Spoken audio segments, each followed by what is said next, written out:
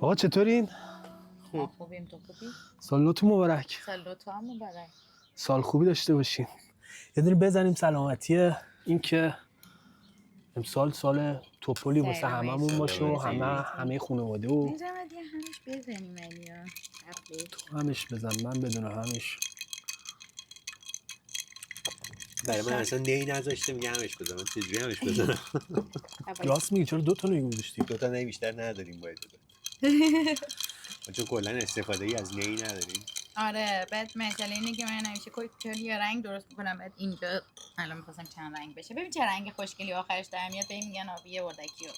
آبیه؟ اردکی. کله قاضی نبود؟ همون دیگه اردک نبود. اردکی. این هر سری یه رنگ جدید میسازن. خوب شده نشده؟ آبی اردکی نشده بودم. ببین برای من همه آبی ان کلا. تست کن همشو. چرا مثلا یه سری آبی هست مثل آبی لاجوردی، الان نگاه کن، این الان تهش آبی آبی نفتی حساب میشه برای تو یا آبی لاجوردی؟ آبی نفتی. آبی نفتی یکم از این روشن‌تره. نفتی روشن‌تره؟ من نمی‌فهمم. چطوره همه؟ خیلی عالی. چیز کردی؟ مخلوط کردی؟ هرچی دم دستم بود. چی؟ یه مزه قرمه سبزی هم میده. نه این دفعه چیز ریختم، سیروپ هلو ریختم توش. هلو؟ آره. دیگه اپرال ریختم، شامپاین ریختم، دیگه تونیک ریختم، ودکا ریختم دیگه. ولی خوشمزه شده. شکر مایه ریختم. دست شما درد نکن. شکر مایه. این رنگ ستایش هم بهش میگیم چی؟ تریپل. این رنگ آبیش از یه دونه چیز میاد به نام تریپل. خوشگله، من خوشم اومد. میدونی که من تونیک خور کوکتل خور نیستم، ولی به نظرم یکی از بهترین نوشیدنیاست اگه بخوای طولانی مدت بخوری. آره مثلا تابستون. نه جدیدن یاد گرفتم. جدیدن مثلا بعد هفته پیش مهمونی بودیم همش کوکتل می‌خوردیم، ولی دیدم بد نیست. باحال همین به مرور همینطوری کوکتل بزنی بعد یهویی هم مست می‌کنه، اصلا نمی‌فهمی چی شد. با اون مقدار الکلی که کوکتل مستت می‌کنه تا اگه همونطوری مثلا سیک بخوای بخوری، همونجوری معمولی بخوای بخوری، یه شیشه هم بخوری مست نمیشی، ولی مثلا نصف یک سوم شیشه رو حالت کوکتل بخوری قشنگ. آره باحال بود. یه سال حالا داریم حرف کوکتل کلا لانگ درینک دیگه. آره همین میخوام بپرسم. به نظر تو مثلا جین تونیک اون جزء کوکتل حساب میشه؟ جین تونیک هم فکر میکنم بشه. اوکی، یعنی تو هم قبول داری که لانگ درینک هم جزء مثلا آره. کوکتل حساب میشه؟ قاعده آره. کوکتل اینه که تو هر نوشیدنی الکلی رو با یه چیز دیگه مخلوط کنی دومین چیز بیاد. آره دیگه. ببین یه سری هستن فکر میکنم مثلا چیزن کوکتلاشون یعنی مشخص شده، یعنی خیلی معروفن، مثلا چرا مثلا ودکا رو مثلا با رد بول مثلا سرو میکنن، یا مثلا جک دنیلز رو مثلا با نوشابه سرو میکنن. اینا همش کوکتلایی هستن که مثلا خیلی دوست داشتن. خب مثلا همین حالا یه سری هم هستش که دیگه اینطوری میزنن و فلان و اینا. خون دیگه قرتی بازیه به نظرم. قرتی بازیه. آره دیگه اینا قرتی بازی کردن. چیزو میدونین از کجا میاد؟ ویسکی کولا. ویسکی کولا نه. ویسکی کولا چیز بوده، سربازای آمریکایی توی جنگ و اینا شنیده بودم سهمیه ویسکی داشتن دیگه. بعد چیزی نداشتن مثلا مزه و اینا، هیچی کلا نداشتن اونجا، فقط مثلا ویسکی داشتن. بعد تنها چیزی که به نظرشون رسیده که با این ویسکی قاطی کنن کلا بوده. بعد اونجا قاطی کردن و دیدن که خوب میشه و دیگه از اونجا شد که چقدر شهید دادن ویسکی کولا. چیزا از مثل که تو کدوم جنگشون؟ والا یه جنگش که من شهید شدم از نظر مصرفی. یاد اون سال بخیر. خیلی از نظر مصرفی مثل که محبوب ترین کوکتل دنیا هم هست. من که دوست ندارم ویسکی. تو بالا ویسکی دوست داری؟ آره دوست داشت قبلا؟ نه قبلا هم دوست نداشت. من هیچ وقت دوست نداشت. ولی آقا عید گفتم چیز کنیم، یه چیز بزنیم، فلش بک بزنیم، عیدای قدیم رو بگیم، مثلا خاطر مطرح از عیدای قدیمتون. اصلا چه تفاوتی فکر می‌کنی عیدای قدیم با الان داره؟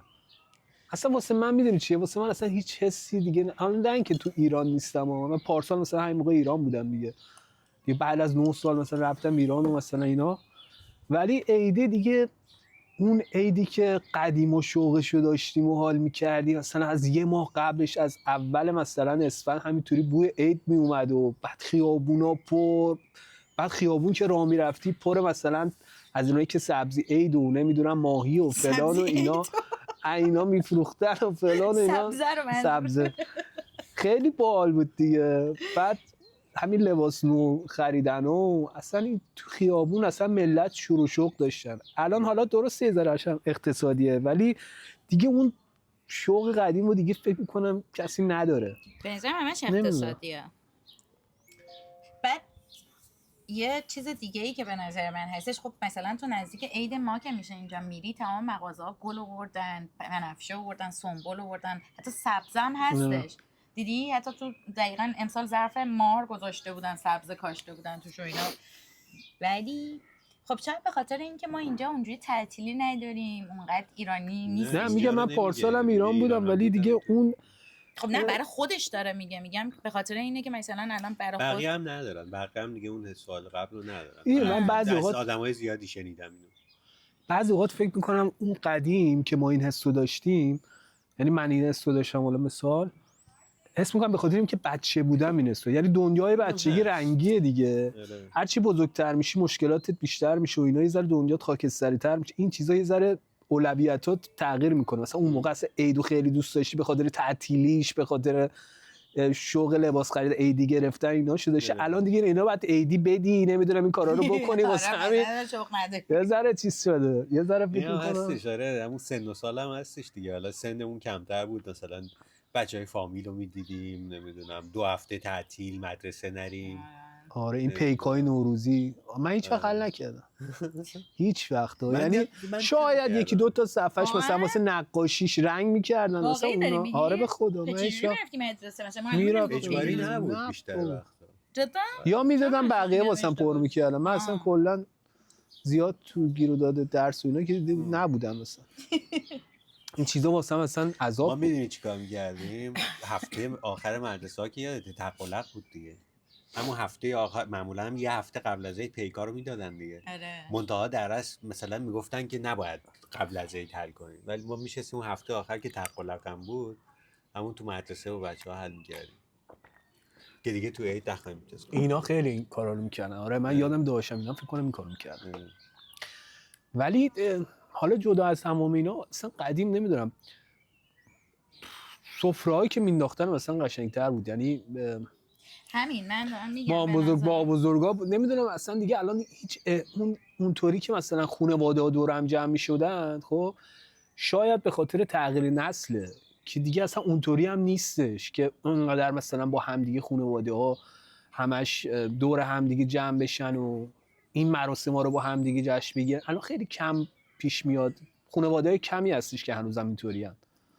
نمیدونم شاید حالا این نظری که میگی مثلا تغییر نسل رو خب قبول دارم، بالاخره 2 هفته تعطیله، یه هفته خیلی سر کار نمیرن، ترجیح میدن که این یه هفته رو به جای اینکه مثلا مرخصی بیان برن عید و دید و بازدید و اینجور چیزا یه دونه سفر برنامه بچینن برن یه کشوری، یه جایی که تا حالا نرفتن یا جایی که حال میکنن. برای همین شاید اینجوری به نظر میاد که مثلا دیگه نمیرن خونه مادر پدر، مادر بزرگ پدر بزرگ. ولی بازم به نظر من اون قسمت مثلا اون هزینه که رفته خیلی بالا خیلی باعث شده که اینا کمتر بشه. یعنی اگه قرار بود ببین تو مثلا نگاه کن، آره مثلا تو قشر متوسطی که قبلا بودن الان قشر ضعیف شدن. یعنی مثلا تو الان دیگه نمیتونی آجیل بخری، نمیتونی میوه بخری، نمیتونی همه رو دعوت کنی یه شام راحت. یعنی تو باید فکر اینو بکنی که اگه من امسال مثلا 3 تا خانواده 3 نفره دیگر رو دعوت کردم تو خونم، حداقل باید 6 ماه کمتر بخورم. نه بابا دیگه 6 ماه دیگه. منظورم واقعا با پایه است. همین بعضی‌ها شاید اینطوری باشه. تو مثلا الان نگاه می‌کنی می‌بینی حقوق پایه ایران الان 12 دیگه، 12 13 دیگه، درسته؟ خب بعد اونا دارن همون هزینه‌ای رو میکنن که ما اینجا داریم هزینه میکنیم برای مواد غذایی. حالا خیلی دراماتیکش نکن. نه کلا ولی دراماتیکه. آره خب دراماتیک هستش واقعا. الان یه جوری شرایط سخت شده که ولی هنوزم نه منظورم اینه که حالا ویدیو رو خیلی غمگین نکن. نه نه خب بالاخره. ولی خب به نظر یه جوک بگو یه ذره جو بس. چرا من جوک بگم؟ حالا دیگه قره به اسم تو خورد. جوک بلد نیستم. بگو دیگه. یارو دستشو میکنه تو بوتون میگه نتون. یعنی از این جوکای شرمه آره ای بودم. آره. آره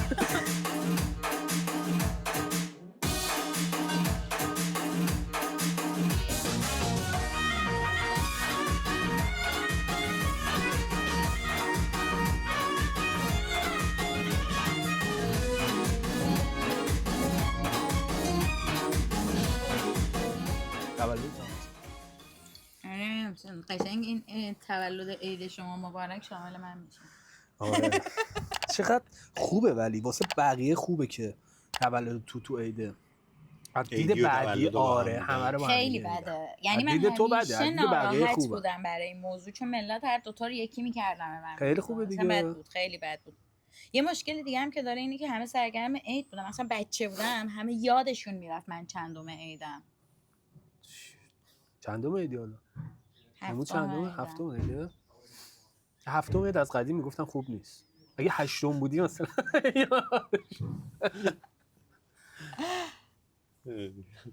آره خلاصه عیدا دیگه مثل عیدای قدیم نیست، ولی حالا بگذاریم. این چیه قدیم قصلا قشنگیش مثلا به این چیزها، مثلا این حتی سریالا و نمیدونم این چیزهای تلویزیونیش هم به نظرم قشنگتر میرسید. یا مثلا این شوهایی که میومد بیرون، درسته الان کیفیت تصاویری بالاتره، نمیدونم همه چی بالاتره، ولی شوهاش قشنگتر بود قدیم. مثلا دور هم میشستن و اینا حرفای جالبتری میزدن تو الان. ببین چیز هم هستش دیگه، یه چیز دیگه هم هستش اینه که ببین اون موقع هیچی نداشتیم که 2 تا دونه کانال بود، هر چی میگفتن بهتر از شبکه‌های صدا و سیما بود، برای همین میشستی نگاه میکردی، کلی هم حال میکردی. چرا؟ چون که بالاخره بهتر از بقیه برنامه‌ای بود که میتونستی ببینی. خب ولی الان دیگه مثلا تعداد شبکه‌ها زیاد شده، بعد جدای از اون تو برنامه‌های خارجی هم می‌بینی، فلان می‌بینی، همه چی اون موقع می‌بینی. ویدیو بود، تنین رو می‌دیدی، نمیدونم تپش رو می‌دیدی، اینا رو می‌دیدی دیگه. خب دیگه همین چند تا دونه بودن دیگه. خب نگو چیز چیز می‌کردن دیگه، مثلا نمیدونم ابیو دعوت می‌کرد، یارو امیر قاسمی، نمیدونم شهرام شپره رو دعوت می‌کرد، اینا رو دعوت که بعد حرفشون بالاتر بود، نمیدونم ببین جوان‌تر بود. به نظر من اصلا حالا نمیدونم، شاید یعنی نظر شخصی منه، شاید هم درست نباشه، ولی به نظر من مثلا من و تو اومد یه لول کلا این برنامه‌ها رو برد بالاتر، بعد توقع بیننده ها هم رفت بالاتر دیگه. و بعد مثلا امسال من و تو نمیدونم به نظرم خیلی برنامه خاصی نداشتش. داشت ولی خب واسه اون کسایی بود که تو چیز بودن دیگه، کانالش عضو بودن، واسه اونا نشون میداد دیگه. واسه ما که همینطوری کانال چیز نکرده باشی نمیتونی ببینی دیگه. آره ولی در کل بازم برنامه‌اش خیلی چیز نبود، اینطور که من شنیدم خیلی برنامه کجا بود و اینا. یارو چیزو دعوت کرده بود، عارف رو دعوت کرده بود با رضا پیشرو.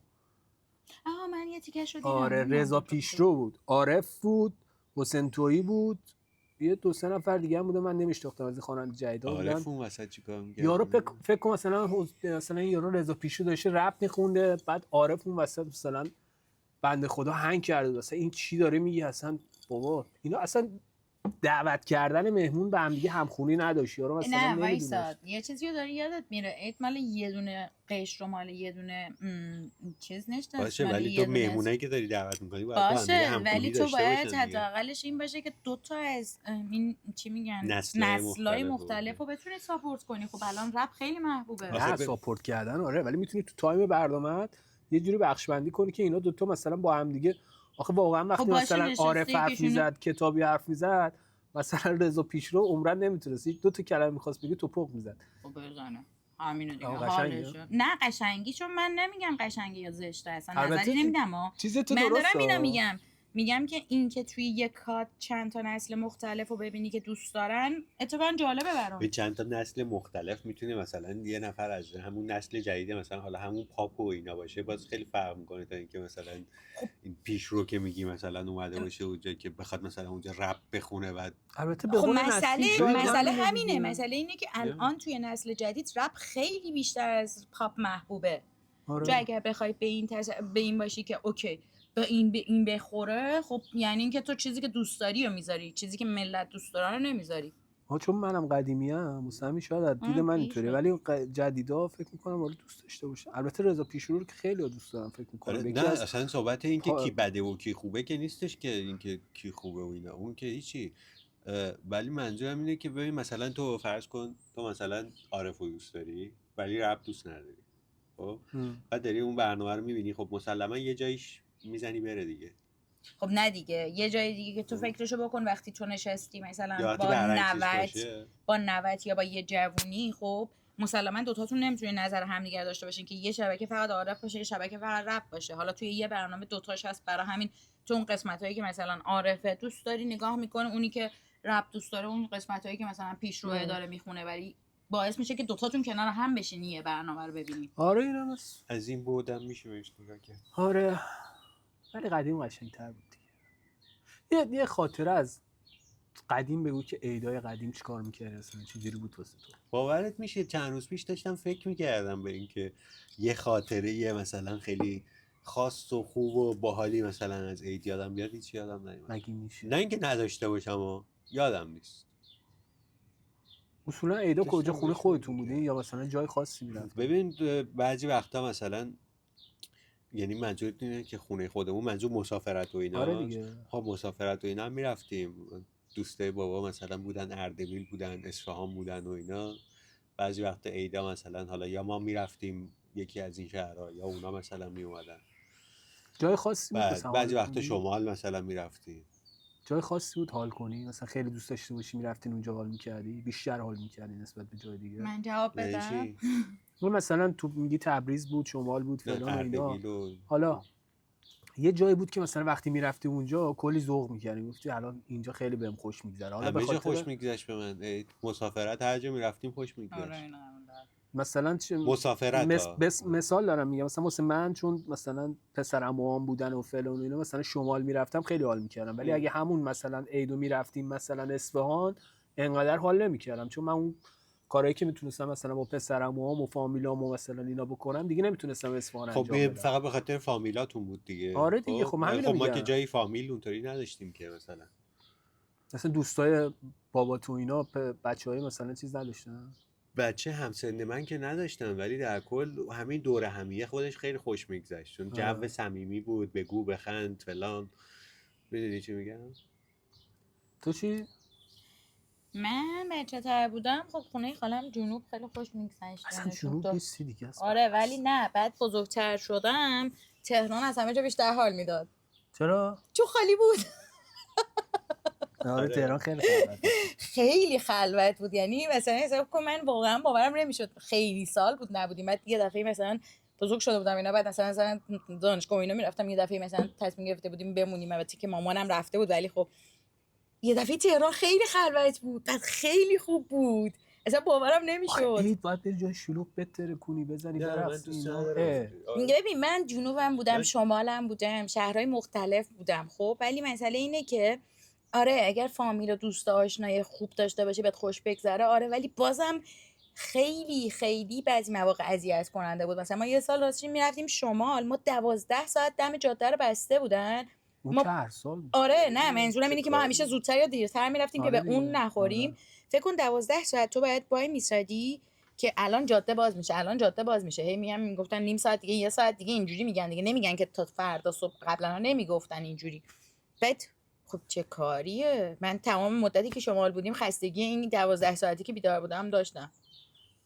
حالا ولی تو همون ترافیکش و ایناش هم حال میدادی. آره خب بزن براس. من ترافیک رو خیلی دوست داشتم. الان تا چند وقت پیشم هر کی میپرسید چه دل تنگ میشد برای چی دل تنگ میشد برای ایران، میگفتم ترافیک.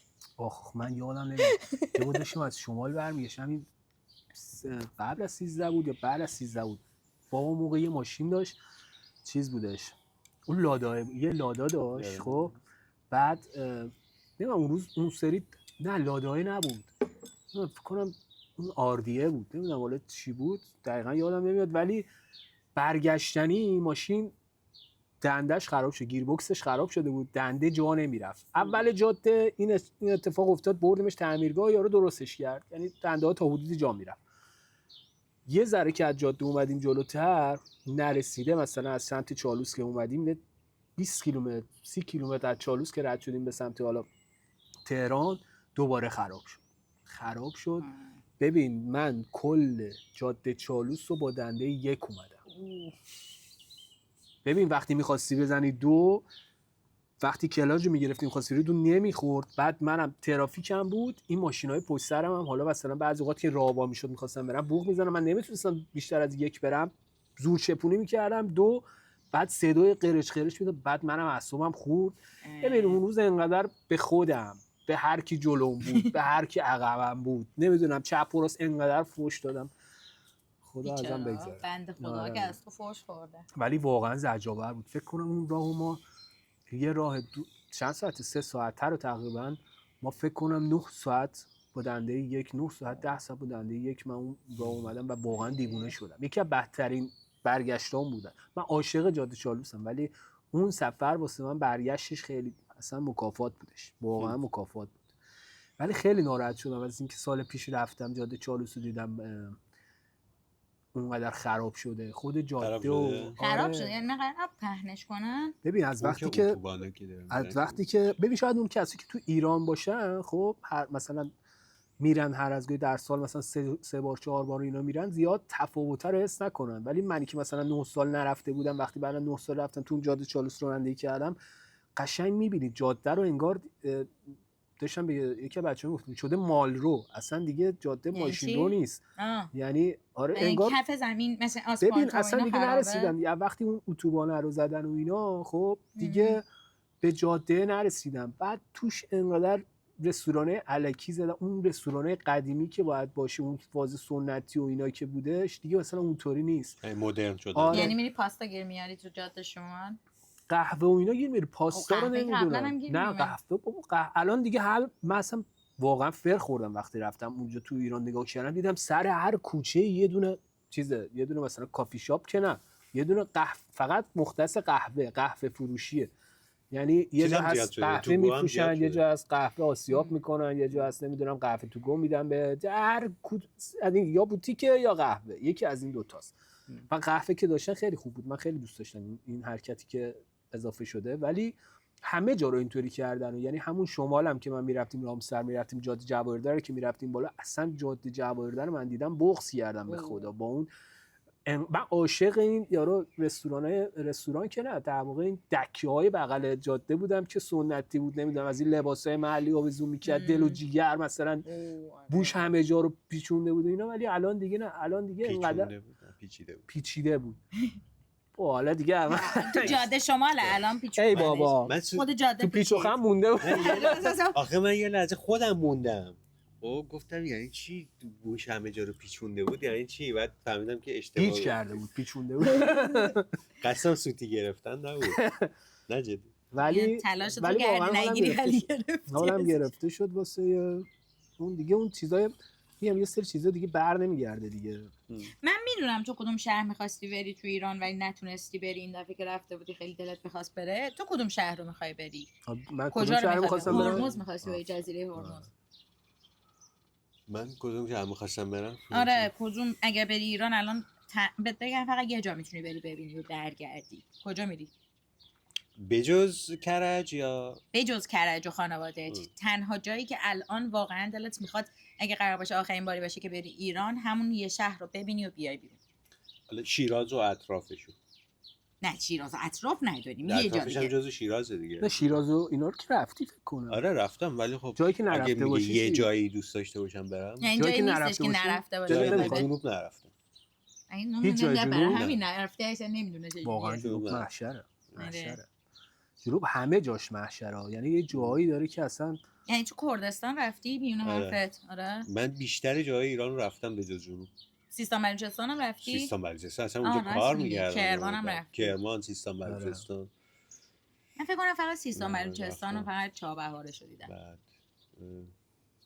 شهرهای بزرگ و اکثرا چابهار رو دیدی؟ به همشون رفتم. چابهار رفتی؟ خیلی بچه‌تر بودم ولی یادم شنیدم چابهارم خیلی خوشگله. خیلی من خاشم فیلماش خیلی چیز جالبیه. خاشم خیلی باحال. خاش کجا میشه؟ لب مرز پاکستان تقریبا. من اونجا رو نرفتم. سمت کردستان این رفتم، قصر شیرین و نمیدونم سنندج و اینا رفته بودم واسه کار و اینا، ولی خاشو یادم نمیاد، یه دونه از شهرهایی بود که من وقتی رفتم توش تا الان فکر میکنم مثلا همینطوری توی ضرب المثل میگن ولی واقعیتش علی آباد بود. علی آباد میگفتن یارو مثلا علی آباد هم شهریه علی آباد کتول بود. رفتیم یه بار واسه یه بار واسه همون ایرانسل رفته بودیم. نمیدونم تو هم بودی نبودی؟ نه مهردادینا فکر کنم ما بودن، خیلی بودیم، 2-3 تا ماشین بودیم واسه کار رفته بودیم. ولی علی آباد کتول وقتی رفتم داخلش انگار مثلا یه شهر فانتزی دیدم، مثلا یک چیز جالب مثلا خیلی خوب بود. ولی خیلی ایران جای قشنگ داره واقعا. جای اگه بخوای کل ایران رو بخوای بگردی و اینا، فکر میکنم حداقل تو اگه هر روز تو سفر باشی و اینا، حداقل فکر میکنم 6 ماه هم بری بگردی، باز فکر نمی‌کنم همه جا همه روستاهاش و شهرهاش اینا رو بتونی بری بگردی. شهرهاش شاید بتونی مثلا مرکز شهرهاش رو بری بگردی، ولی روستاهای جای قشنگش فکر نمی‌کنم بازم بتونی موفق شی همه رو ببینی. و این تأسف داره که چرا ما نمیتونیم خودمون بریم اونجا رو اینطوری بگردیم و اشغال کنیم. یعنی جای میتونیم بریم بگردیم و اینا، ولی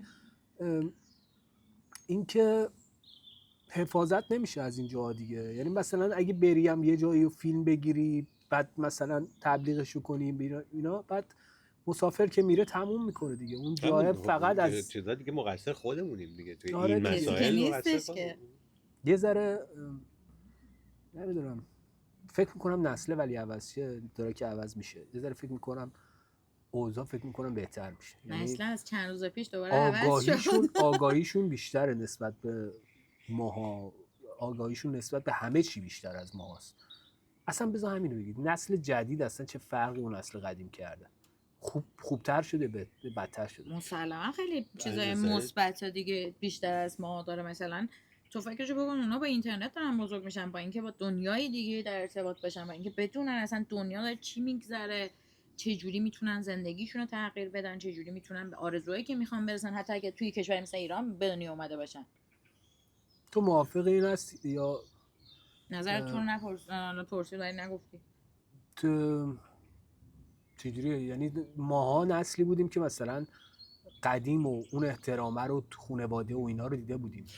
یه چیزی بگم در مورد احترام. اتفاقا امروز من مخالفم، سر کار داشتن تربیتی به در مورد خانواده حرف می‌زدن، یعنی در مورد مادر پدر. به نظرم ما یه چیزایی اشتباه یاد گرفتیم.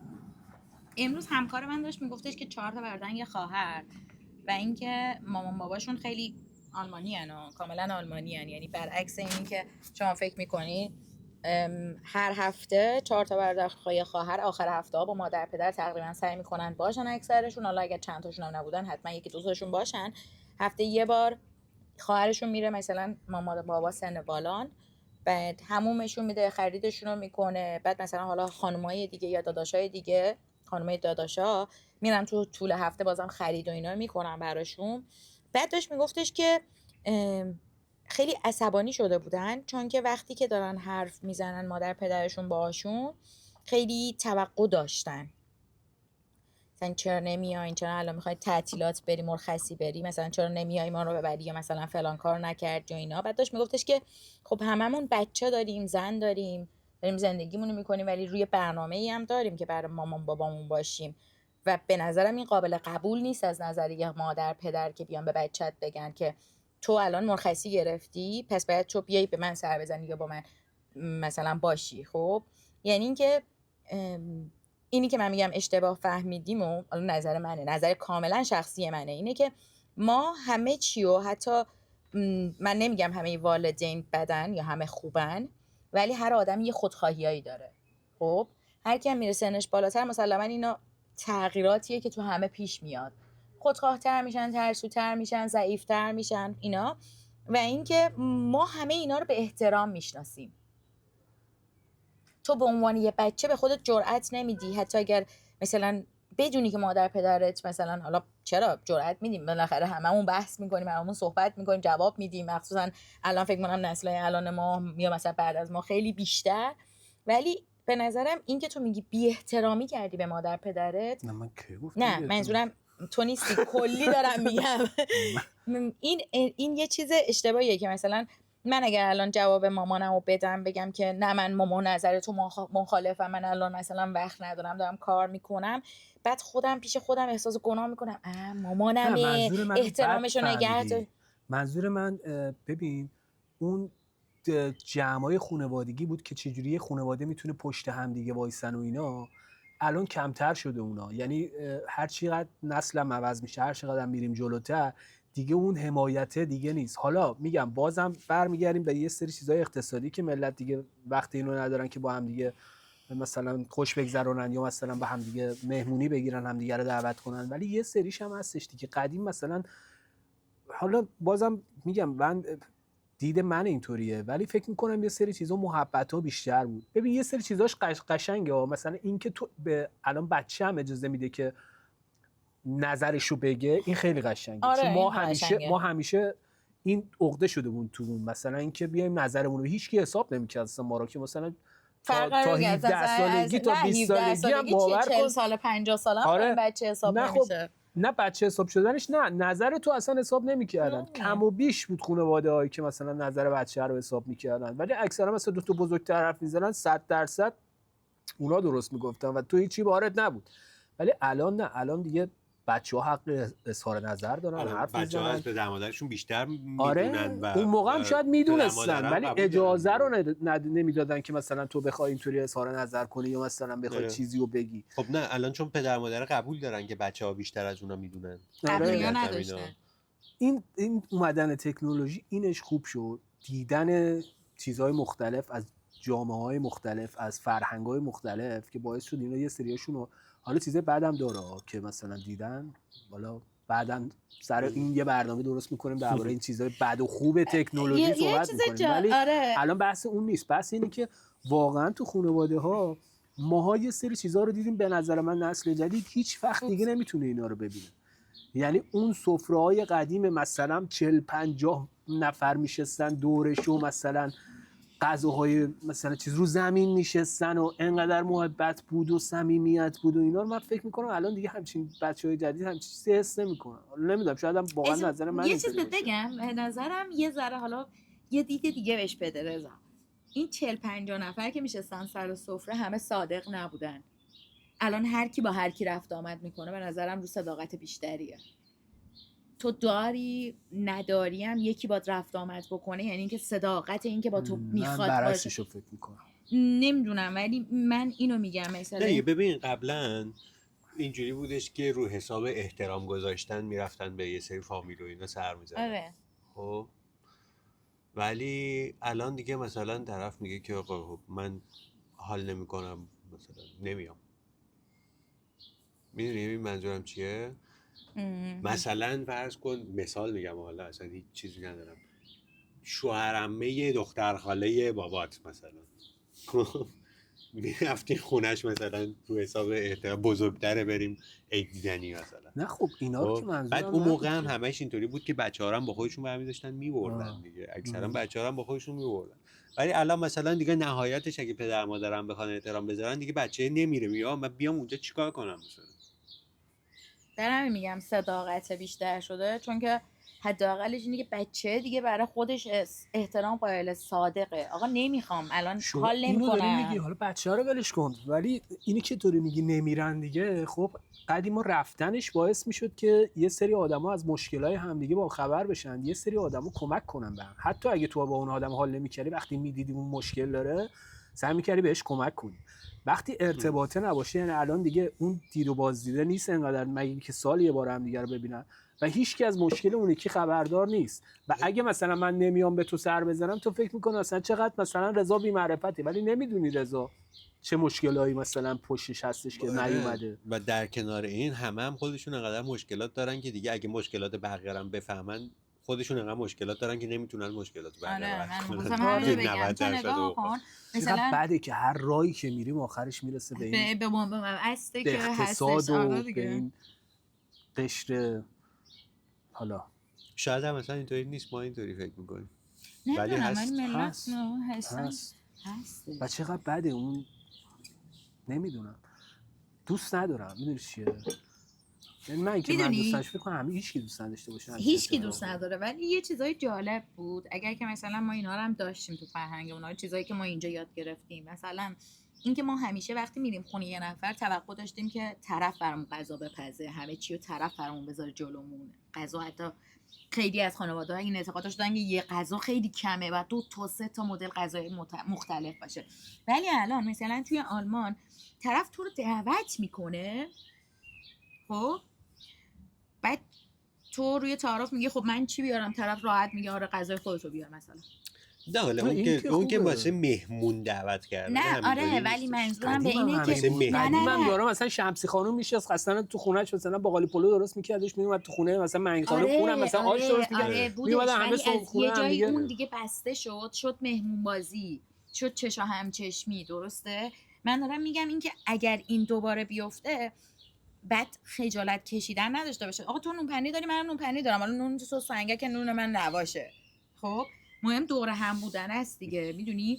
یعنی اگر مثلا اینجوری یاد بگیریم که اصلا لذت این که با هم میخوای بشینی مثلا نون پنیر رو بخوری قشنگه، لذت ببری ازش دیگه، اصلا به غذا فکر نمی‌کنی. خب شاید مثلا این که تو میگی آره گرفتمش، مثل اینی که مثلا تو میگی شاید دوباره اون سفره 50 نفره هم بشه، خیلی هم لذت بخش‌تر از قبلش باشه. من فکر نمی‌کنم دیگه همچین چیزی پیش بیاد، دیگه فکر نمی‌کنم کسی همچین چیزایی ببینه. خب به خاطر اینکه بازم میرسیم به اون بن‌بسته که میگیم همه مشغله کاری دارن، همه از شنبه صبح تا جمعه شب دارن دنبال یه لقمه نون میگردن. امیدوارم یه اتفاقی بیفته، مردم دیگه حداقل توی خرج روزانه‌شون دیگه نمونن، یعنی یه جورایی باشه که حداقل بتونن آقا واسه خودشون در ماه و دیگه حداقل به آخرش برسونن، یه 4 تا مهمونی هم بتونن بگیرن، یه چیز زندگی معمولی، زندگی نرمال دیگه حق همه آدماست دیگه، اینو حداقل بهش برسن. آقا انقدرم باور کن مردم انقدر کم توقعن، یعنی همین که فقط بتونن مثلا یه سری چیزا رو تهیه داشته باشن که شرمنده زن و بچه‌شون نشن، شرمنده چیزایی که واسهشون اتفاق میفته نشه، مثلا همینا واسهشون بسته. ولی یارو دیگه نمیتونه واقعا، یعنی نمیتونه دیگه آجیل بخره، حالا آجیل گرفتن اینا بخوره تو سرمون، یارو دیگه حتی نمیتونه لباس بگیره واسه بعد. بازم داریم میرسیم به اون یه ذره چیز میکنیم، یه ذره غمگینش میکنیم، ولی خب چرا اینطوری شده که همه بحثو کشیده میشه به اون؟ اصلا این عجیب غریبیه. بذار به سوال دیگه بپرسم ازت. زیاد حرف نمیزنی. آره من زیاد حرف میزنم تو. رضا عجیب ترین چیزی که تو فرهنگ آلمانی دیدی برات شوک برانگیز بود ولی خیلی برات جالبه و خیلی الان بهش پایبندی چیه؟ بعد یا خوب دیگه، خوب بعد که بهش پایبند نیست. رانندگی. نظرت رانندگی اینا خیلی بهتر از ماست؟ آره خیلی که یه درجه بالاتر از البته نه همشونو، البته بعضیشون هم توشون چیز پیدا میشه، شهر به شهر فرق میکنه. آره ولی باز بهتره، باز خیلی بهتر از این چیزه دیگه. جلوی من که آره یادم رفت میکروفون ولی فکر میکنم رانندگی. من فکر میکنم رانندگی. اوکی تو چی فکر میکنی؟ ببین یکی همین رانندگی، یکی همین که جوری قانون گذاشتن، احترام گذاشتن به قانون بدون اینکه کسی بالا سرت باشه. 12 شب پشت چراغ قرمز وایسی مثلا نیازی نیست حتما یه پلیس اونجا وایساده باشه که من ببینم یه پلیس اونجاست که چراغ قرمز رو رد نکنه. عابر پیاده رو همش بستگی به آموزش از پایه اون مملکت داره تا به بالا، حتی رانندگی. و ببین وقتی من پارسال مثلا رفتم ایران، مثلا بعد از 9 سال رفتم من ایران، واقعا مثل گاو رانندگی میکردم دیگه. این واقعیت، یعنی اصلا چون نمیتونستی جور دیگه رانندگی کنی. خیلی حالا نمیگم 100% ولی 90% حق تقدم و اینا رو اصلا ولش کن. اینا دکوره. آره من باید برم، ولی من پارسال نمیتونستم اصلا. وقتی مثلا میخواستم یه جا رو برم که راهنما نمیزدم از وجدان میگرفتم یا کمربند نمیبستم، انگار مثلا چه گناه بزرگی رو کردم. و واقعا بدون اینکه من اینجا رانندگی کنم، حد دیدم فقط، ولی نمیتونستم واقعا این کارو بکنم. چراش؟ به خاطر اینکه آقا تو دیگه این توت یه جورایی نهادینه شده، تو هیچ کار دیگه نمیتونی بکنی چون آپدیت شدی با این سیستم. و جدای از اون میدونی رضا، تو اینجا دیدی که این سیستم نظمه جواب میده. آره. بهتر جواب میده از اون بی‌نظمیه. آره. یعنی اگه همونجا با اون همه ترافیک اگه همونجا با اون همه ترافیک هم اگه رو نظم باشه، یعنی نظم رو رعایت کنن، حق تقدم رو رعایت کنن، اصلا نصف این ترافیکا رو دیگه نداریم. خب. همه این ترافیکا نصفش به خاطر همون بی‌نظمی است، به خاطر دقیقاً. اینکه تو اهمیت نمیدی، یه نفر داره از اون میاد، تو میپیچی اون وای میسه، 10 تا ماشین پشت سرش 4 وای تا میسن. فوش میدی و آره. نمیدونم شاید هم پاشی دعوا کنی، تصادف هم نکردین ولی پیاده میشین دعوا هم میکنین با هم دیگه. 4 تا فوش جدید یاد میگیری. حالا آره بذاری من دیگه، جواب واقعیت بگم. دیگه. چیزی که من احساس کردم واقعا تو ایران حیفه که نبودش اینه که تو میتونی هر ورزش و تفریحی رو انتخاب کنی، جدای از اینکه چقدر ما پول داری یا چقدر بی پولی. آها خب اینو می‌خوایم برگشتیم به همون نه میدونی خب جالبه دیگه. ببین اون قانونمندیه که شما میگین منم دوستش دارم، اینکه 12 شبم پشت چراغ قرمز وای میسی، خب ولی همون قانونمندیه باعث شده که ملت بتونن حتی با حقوق کارگری هم زندگی خوبی داشته باشن. همین که تو رعایت میکنی قانونو، نه فقط توی رانندگی و توی چراغ قرمز و اینا، توی دزدیای آنچنانی. نه خب این بستگی به اون چیزی داره که بالا سر این جامعه است. خب قانونشه دیگه. آره دیگه میگردونه و باعث شده که اینجا نه پولدار خیلی داشته باشه نه فقیر داشته، یعنی همه رو ثابت نگه داشته. خب حالا بذار یه چیز دیگه بهت تو ایران اینطوری یه چیز دیگه که بودش برای من خیلی جالب بود اینه که فرقی نمیکنه تو چند تا رشته رو انتخاب کنی بخوای تست کنی تا بتونی علاقت رو پیدا کنی که چی کار دوست داری بکنی و چه سنی باشی، تو هر موقع اراده کنی میتونی این کار بکنی. اینم باز برمیگرده به شرایط اقتصادی، به خاطر اینکه تو خودتو تحت فشار نمیبینی که بخوای همین الان حتما بری سر کار. تو این موقعیت رو داری که آقا من این کارو خوشم نمیاد، الان 2 سال دوباره میرم یه چیزی الان من هفته پیش از یکی بچه‌ای شنیدم، دختری که از همین بچه‌ها 18 سالش مثلا شده یا داره میشه. ببین تا یه سنی تو تا یه مدرکی و موظفی که نمیدونم کلاس 5 یا 6 تو موظفی که بچه موظفی که اونو بگیره. یعنی نمیتونه بگی من نمیخوام اینو مدرک رو بگیرم. من شنیدم، البته نمیدونم حالا قانون داریم که و اگه مثلا بچه رو میگی مثلا نخونه اینا، پلیس میاد بچه رو ازت میگیره. مثل ایرانه دقیقاً مدرسه اجباری. یعنی ایران مدرسه اجباری نیست قانونا چرا، ولی خب سالانه چند صد هزار نفر ایران درس خوندن اونجوری تا در راهنمایی و اینا تو ایران اجباریه بر اساس قانون اساسی. بابا اون که قانون کجا بود بابا ایران؟ و یارو متولد میشه باباش میبره همونجا زمین گدایی میذارش بغل خودش، تازه اونم داره کمک میکنه به اون در آوردن. ولی حالا بگذاریم از این، ولی اینجا اینطوری خیلی جالبه و تو نتونی اون مدرک رو بگیری اصلا دیگه هیچ ارزشی تو جامعه انگار نداری. خب حالا نمیگم مدرک بالایی نیست، ولی یه مدرک چیزی که حداقل آقا تو یه سری چیزای ابتدایی و مثلا بلد باشی، اینو بگی بعد برو آقا کار کن. وقتی هم میخوان کار کنی باز یه سری چیزا در اختیارت میذارن، میگه آقا خب تو میخوای کار کنی، درس هم نمیخوای بخونی، بیا یه سری دوره ها مثلا ببین مثلا اینو دوست داری، اینو دوست داری، اینو دوست داری، اینو دوست داری، کدومشو دوست داری، بیا برو یکی از این دوره ها، هم پول بهت میدیم همین که کار یادت میدیم و تو 3 سال دیگه اون مدرک رو هم داری، یه پول خوبم میگیری. دیگه چی میخوای بهتر از این؟ این بستگی بازم به همون سیستمی داره که این مملکت رو داره میچرخه. این بود که من گفتم طرف میتونه بره کار مختلف رو انتخاب کنه. بعد متاسفم، حالا امیدوارم که بعد یه ذره بهتر بشه شرایط ایران ما هم یه ذره بهتر بشه. ولی خب خیلی سر همه رو درد آورد. بحث قشنگی بود. حالا اگه موافق باشین بعداً بازم از این بحثو می‌کنیم. اصلا چیز کنیم، بذاریم اسم این برنامه رو بذاریم چیز کوکتل شو.